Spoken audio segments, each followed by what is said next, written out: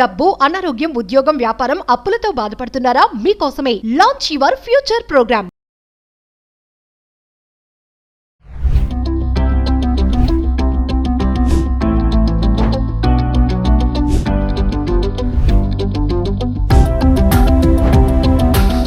నమస్తే, welcome back to Suman TV. ప్రస్తుతం మనతో పాటు ఉన్నారు academician and business consultant Krishnaprasad గారు. సార్తో మాట్లాడదాం.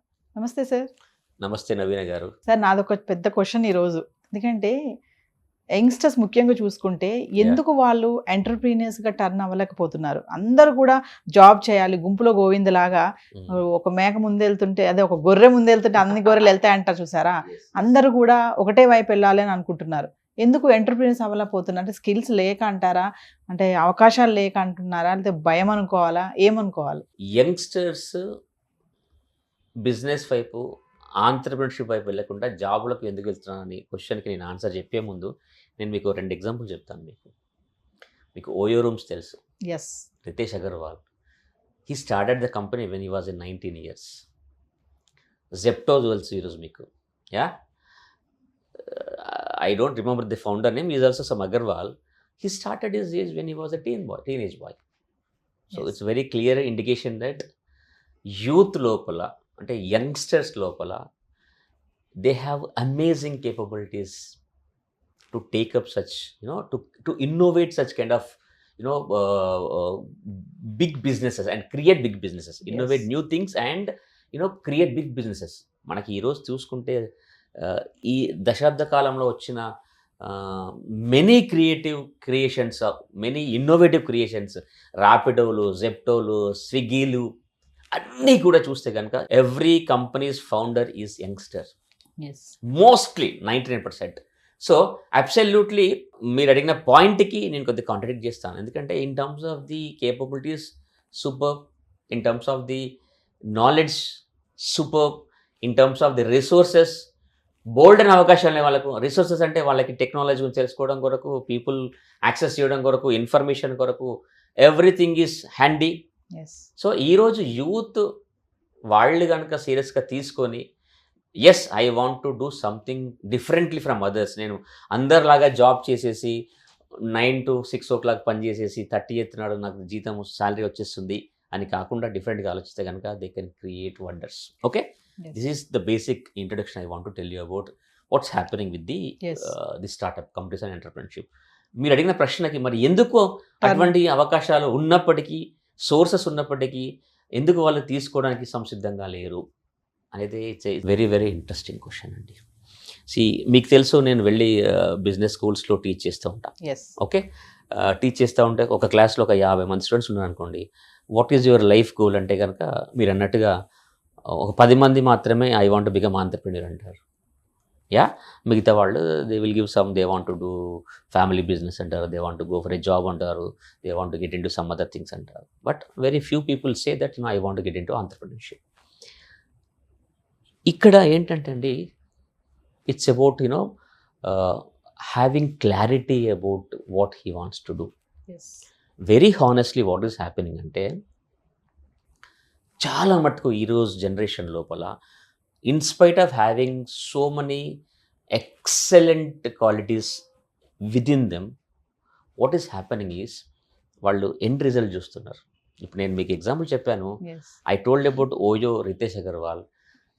ఓయో మాత్రమే చూస్తున్నారు, రితేష్ అగర్వాల్ ఆయన నెట్వర్క్ చూస్తున్నారు, ఆయన వరల్డ్లో one of the richest persons అయ్యాడు, వాళ్ళు పబ్లిక్లీ ఆఫర్ వెళ్తున్నారు చెప్పేసి ఎండ్ అవుట్పుట్స్ చూస్తున్నారు పిల్లలు. ఇవాళ దాని వెనుక ఉన్న ఎఫర్ట్, దాని వెనుక ఉన్న వాళ్ళ హార్డ్ వర్క్, దాని వెనుక ఉన్న వాళ్ళ ఏదైతే వాళ్ళు సాక్రిఫైస్ చేసి ఇటువంటి ఎంపైర్స్ బిల్డ్ చేస్తారో అవి చూస్తలేరు వాళ్ళు. This is first point.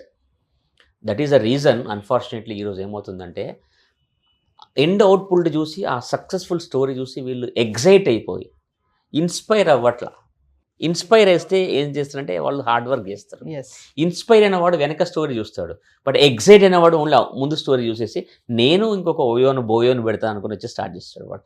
But దాని వెనక ఉన్న ఎఫర్ట్ చేయట్లేదు. దట్ ఈస్ ద రీజన్ ఈరోజు స్టార్టప్ కంపెనీస్ చాలా వరకు ఫెయిల్ అవుతున్నాయి మన ఇండియన్ సినారియో లోపల. Okay, third most important point is lack of clarity. Lack of clarity. Lack of clarity అంటే ఏంటంటే, నేను ఈ పని ఎందుకు చెయ్యాలి, ఈ పని ఎందుకు నేను చెయ్యాలి అనే విషయం మీద వాళ్ళు పూర్తి స్థాయిలో విశ్లేషణ చేయట్లేదు.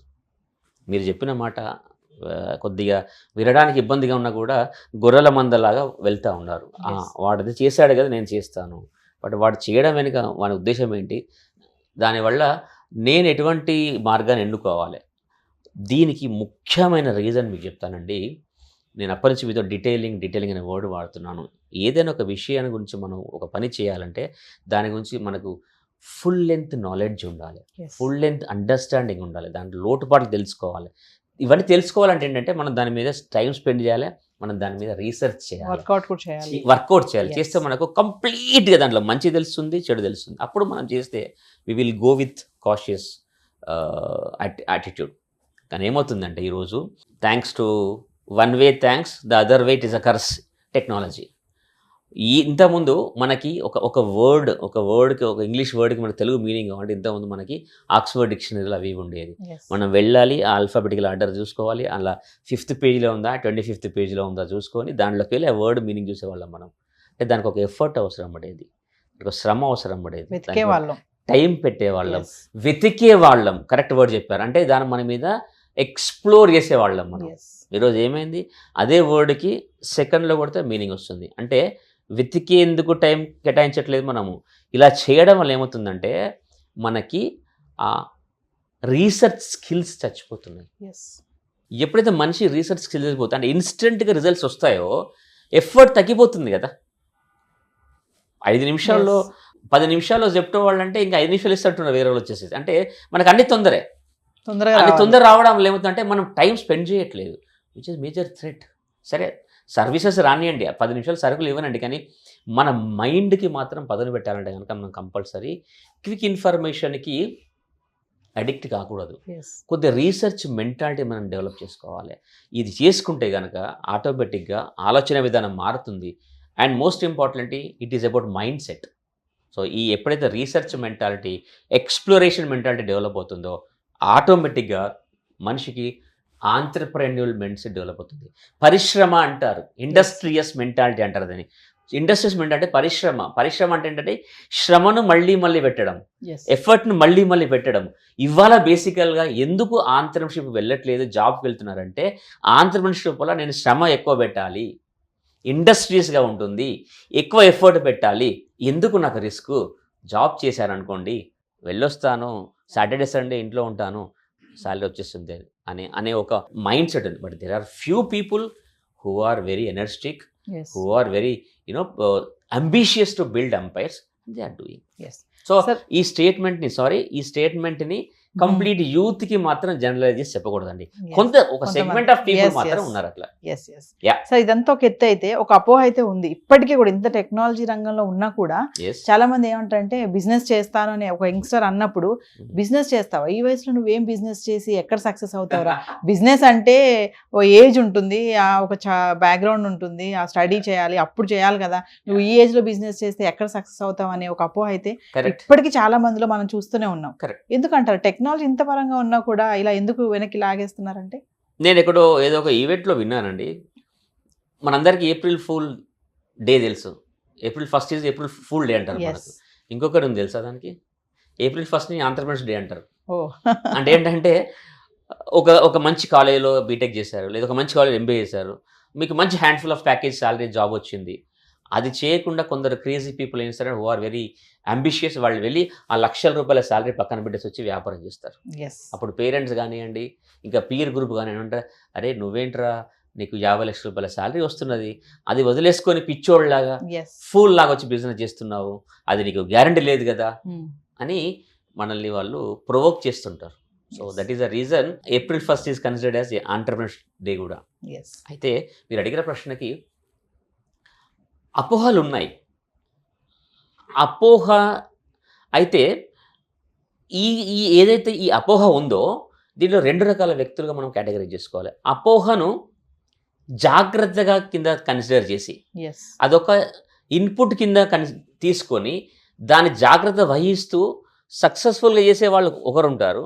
అపోహను అపోహలాగా తీసుకొని నెగిటివ్ వేసుకొని వెనక్కి వెళ్ళే వాళ్ళు ఉంటారు. ఉంటారు 2 కేటగిరీస్. సో ప్రతిదానికి మీకు every coin has that both sides అంటారు కదండి. అదే రకంగా ప్రతి స్టేట్మెంట్ మీద, ప్రతి ఒక్క రూమర్ మీద మనకు 2 రకాలు ఉంటాయి. ఆ 2 రకాల్లో పాజిటివ్ ఉంటుంది, నెగిటివ్ ఉంటుంది. ఎవరైతే పాజిటివ్ తీసుకుంటారో, ఎందుకంటే I will tell you first of all, మీకు మంచి ఉదాహరణ చెప్తాను. అసలు ఆంట్రప్రెన్యూర్ యొక్క అసలు టాస్క్ ఏంటి అంటే, ఆయన ఒక ఆపర్చునిటీని ఐడెంటిఫై చేసి సొల్యూషన్ ఇవ్వాలి. అసలు ఆపర్చునిటీ అంటే ఏంటంటే మార్కెట్లో ఉన్న గ్యాప్ని ఐడెంటిఫై చేయాలి. మార్కెట్లో ఉన్న గ్యాప్ని ఐడెంటిఫై చేస్తే ఆ గ్యాప్ని ఒక ఆపర్చునిటీ కింద క్రియేట్ చేసి ఒక సొల్యూషన్ ఇస్తాడు సొసైటీకి. చూసారా?